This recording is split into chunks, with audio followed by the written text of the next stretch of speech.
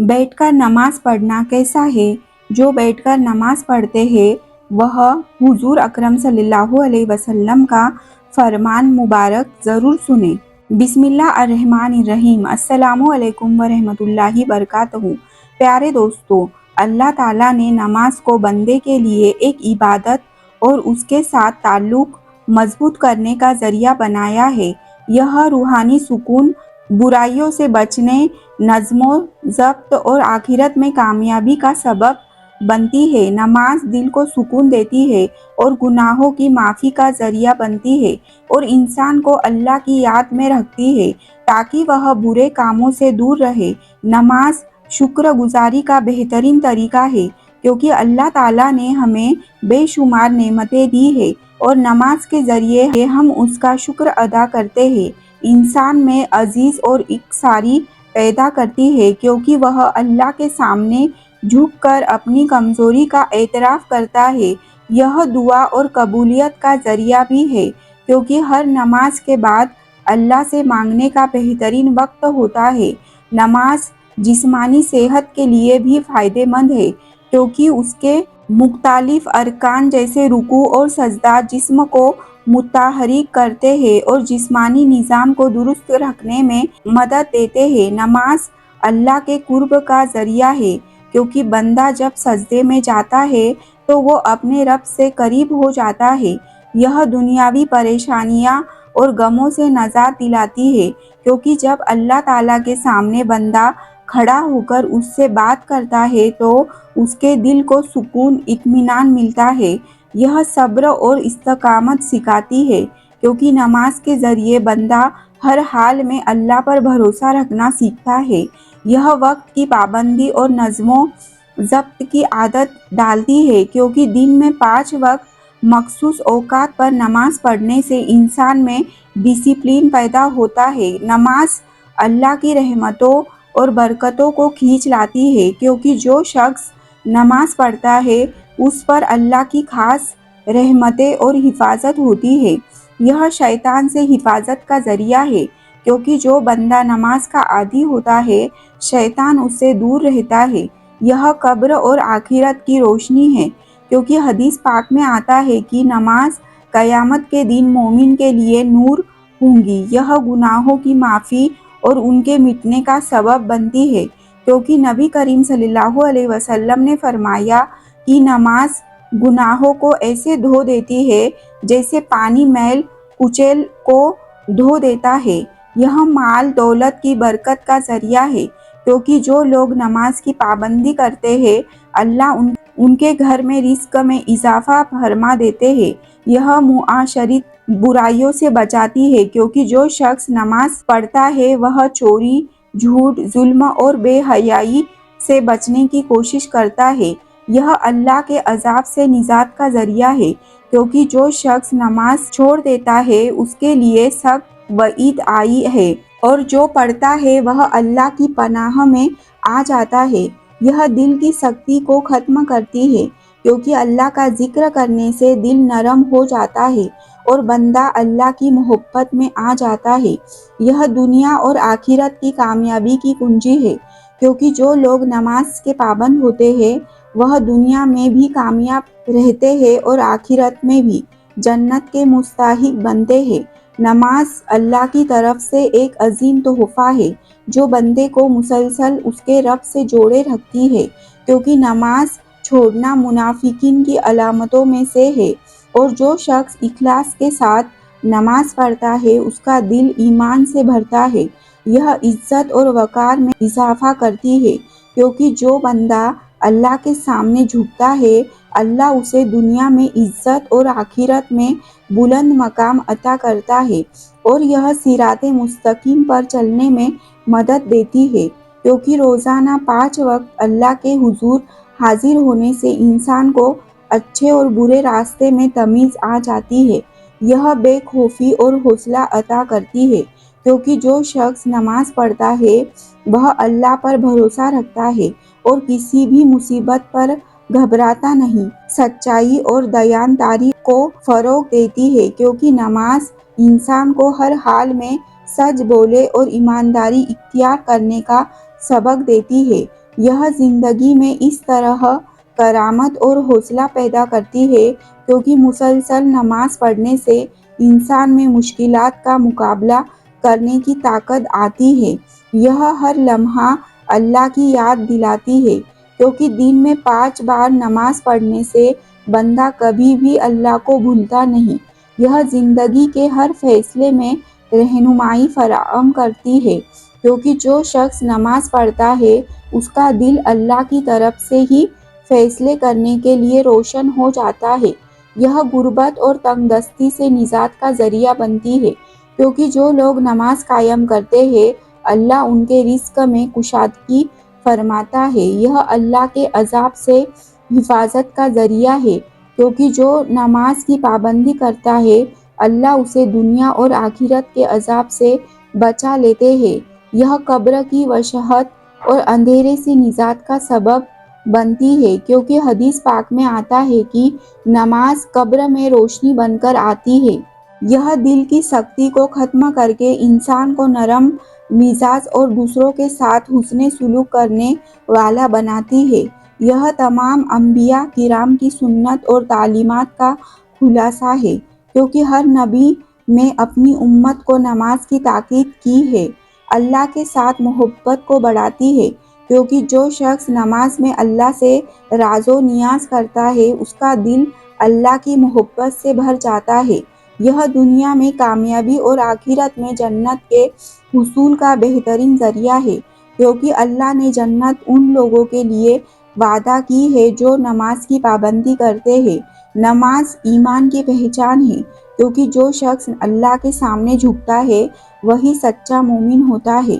یہ جہنم کی آگ سے ڈھال ہے کیونکہ جو نماز قائم کرتا ہے اللہ اسے عذاب سے محفوظ رکھتا ہے۔ یہ زندگی کو نظم و ضبط ہے کیونکہ 5 وقت نماز پڑھنے والا کبھی وقت ضائع نہیں کرتا۔ یہ سب سے بڑی طاقت ہے کیونکہ نماز پڑھنے والا کسی کے سامنے جھکنے کے بجائے صرف اللہ پر بھروسہ کرتا ہے۔ یہ گناہوں کی چٹان توڑ دیتی ہے کیونکہ ہر نماز انسان کے گناہوں کو دھو دیتی ہے جیسے پانی میل کو بہا دیتی ہے۔ یہ بے خوفی کی کنجی ہے کیونکہ جو اللہ کے سامنے جھکتا ہے وہ کسی دنیاوی طاقت سے نہیں ڈرتا۔ یہ معاشرے کی اصلاح گاہ تیار ہے کیونکہ جہاں نماز قائم ہو وہاں برائیاں ختم ہو جاتی ہیں۔ یہ بدبختی کا علاج ہے کیونکہ جو نماز چھوڑ دے وہ ذلت اور ناکامی کا شکار ہو جاتا ہے۔ یہ رزق میں برکت کا راز ہے کیونکہ یہ قبر کے اندھیرے کا چراغ ہے کیونکہ جو بندہ قبر میں اکیلا ہوگا اس کی نماز روشن بن کر آئے گی۔ یہ قیامت کے دن کامیابی کی سند ہوگی کیونکہ سب سے پہلے نماز کا حساب ہوگا اور جو اس میں کامیاب ہوگا اس کے لیے آگے سب کچھ آسان ہو جائے گا۔ یہ شیطان کا توڑ ہے کیونکہ جو نماز پڑھتا ہے شیطان اس سے دور بھاگتا ہے۔ یہ بندے اور رب کے درمیان سب سے مضبوط رشتہ ہے کیونکہ جو نماز میں کھڑا ہوتا ہے وہ براہ راست اللہ سے بات کر رہا ہوتا ہے۔ یہ بدقسمتی کی جڑ کو کاٹ دیتی ہے کیونکہ جو نماز چھوڑ دے وہ خود کو مصیبت میں ڈال دیتا ہے۔ یہ جنت کے دروازے کی چابی ہے کیونکہ اللہ نے کامیابی انہی کے لیے رکھی ہے جو نماز کے پابند ہیں۔ سیدنا سلمان فارسی رضی اللہ تعالیٰ عنہ سے روایت ہے کہ رسول اللہ صلی اللہ علیہ وسلم نے فرمایا جب مسلمان نماز پڑھتا ہے تو اس کے گناہ اس کے سر پر رکھ دیے جاتے ہیں، جب بھی وہ سجدہ کرتا ہے تو وہ گر جاتے ہیں اور جب وہ اپنی نماز سے فارغ ہوتا ہے تو اس کے گناہ جھڑ چکے ہوتے ہیں۔ آپ صلی اللہ علیہ وسلم نے فرمایا قیامت کے دن سب سے پہلے نماز کا حساب لیا جائے گا۔ اگر نماز درست ہوئی تو باقی اعمال بھی قبول ہوں گے اور اگر یہ خراب ہوئی تو باقی اعمال بھی خراب ہوں گے۔ آپ صلی اللہ علیہ وسلم نے فرمایا نماز جنت کی کنجی ہے۔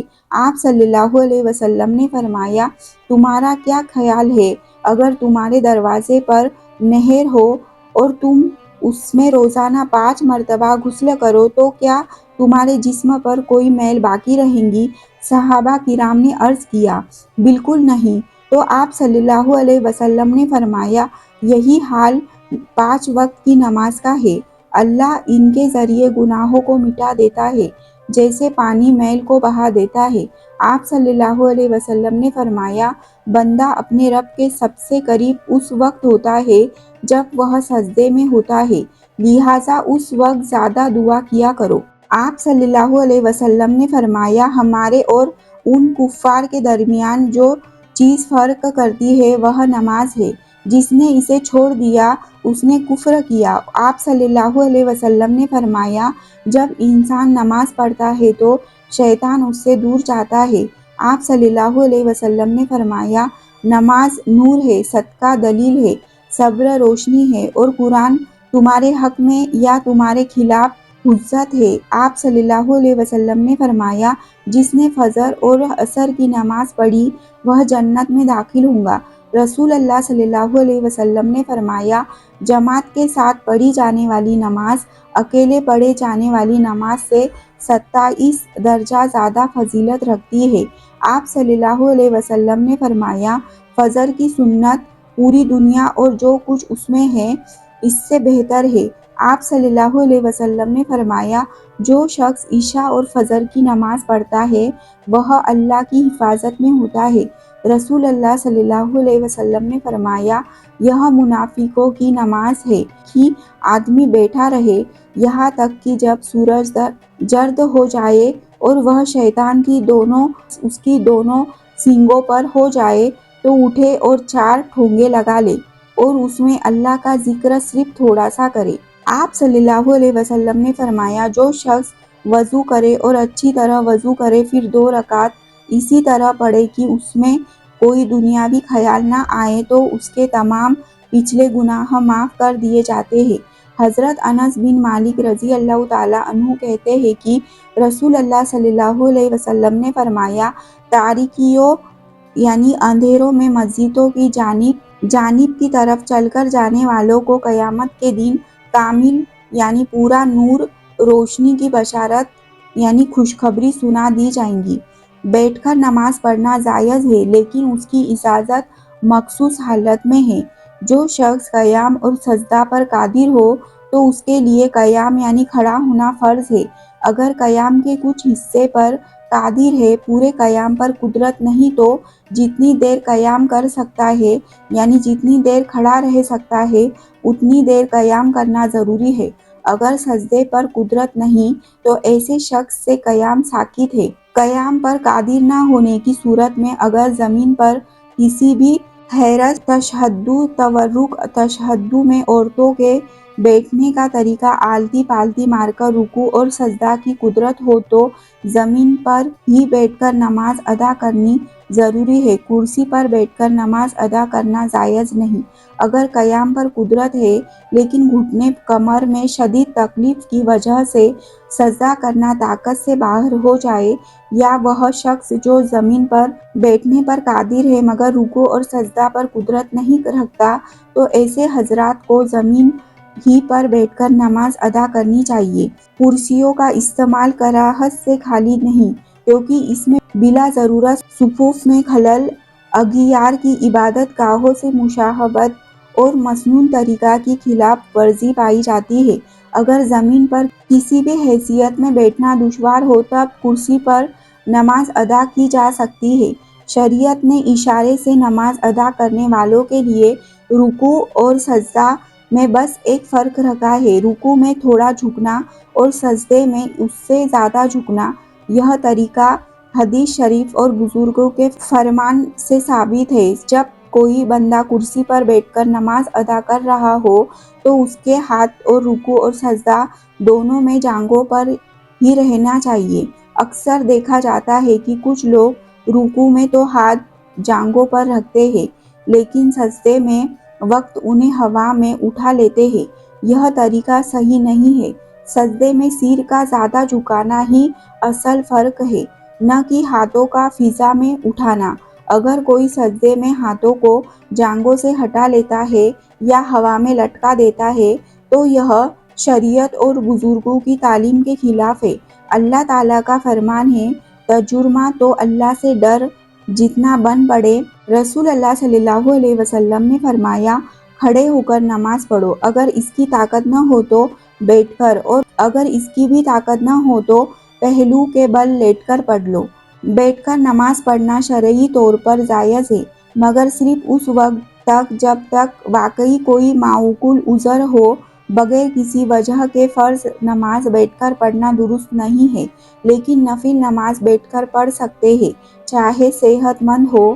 اللہ تعالیٰ سے دعا ہے کہ آپ کی زندگی میں خوشیوں کا سماں کرے، آپ کو ہر مشکل میں آسانی دے اور آپ کی تمام دعائیں قبول کرے۔ ناظرین، کمنٹ باکس میں اللہ تعالیٰ کے 99 ناموں میں سے ایک نام ضرور ٹائپ کریں۔ ملتے ہیں نیکسٹ ویڈیو میں۔ خدا حافظ۔ شکریہ۔